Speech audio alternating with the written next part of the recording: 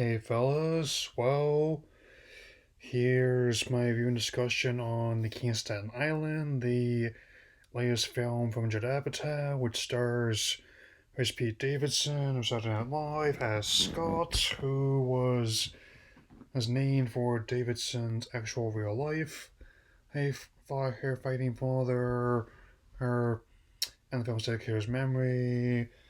And as a result, this film stars him as Scott, where he is a 24-year-old aspiring tattoo artist who is still coming to terms with losing his father 17 years prior to the events of the story, and his mother, played by Marisa Tomei, is dating a new firefighter played by fellow SNL alum Bill Burr, her in the role of Ray.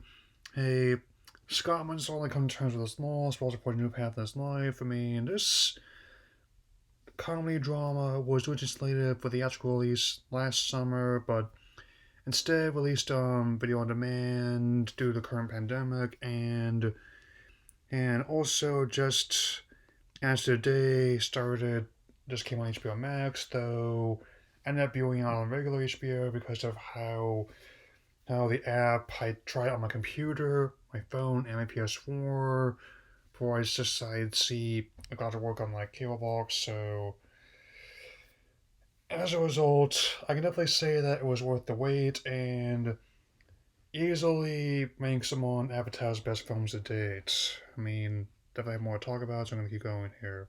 So, ever since the release of the TV series Freaks and Geeks, that Apatow has always had this skill in blending and stuff that's both raunchy and earnest. At any age. And the cast definitely has a great chemistry towards them, between Davidson, Burr, as well as Tomei, and not to mention other supporting characters such as Steve Buscemi, a fellow firefighter known as Papa, is never a key standout, and the use of the setting definitely helps, and a lot of people knew may have been put off by Davidson's weirdness, but if anything, it actually kind of helps sell the performance more, and how just something like wanting to practice your tattoo skills on a 10-year-old. I think that was when I had a Game Boy Advance in those days, and definitely is another one that's made me feel like a multitude of emotions into more than one scene.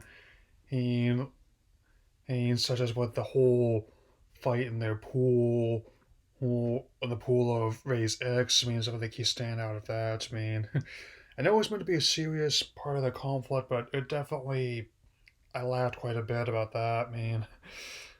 So, yeah. And the music's another good element. I'll have to look up who had the score. Or it sounded familiar, but a lot of the use of the one had everything from classical music to Oklahoma to Credence in there. And that part when they're drinking, and they just, Davidson especially kills it on on the Wallflowers One headlight there.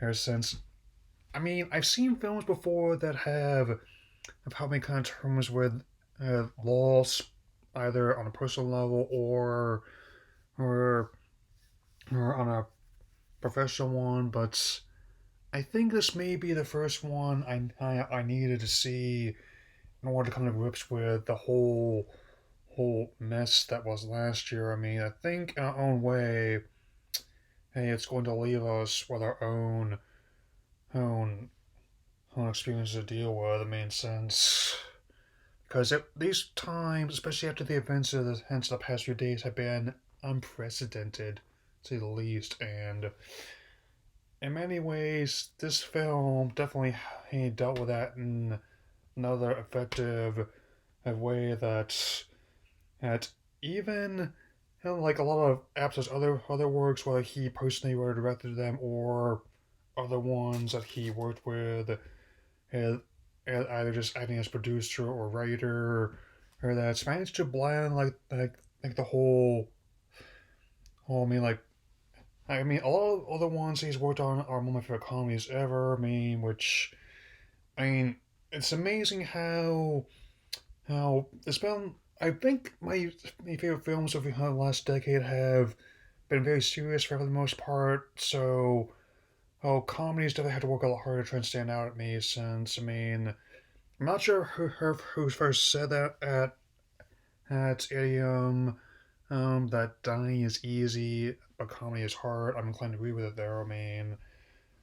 So I definitely state that, given how Davidson also helped write the script alongside Apatow, how the story manages to blend both personal angst with humor in a way that's been wanting to see it ever since last year, and I'm definitely glad it was worth the wait. And I'll definitely be watching this again as soon as I get a chance to. My final rating is 4 out of 4, so I definitely wasn't expecting to do my first unscripted review of this year like that, but there you go.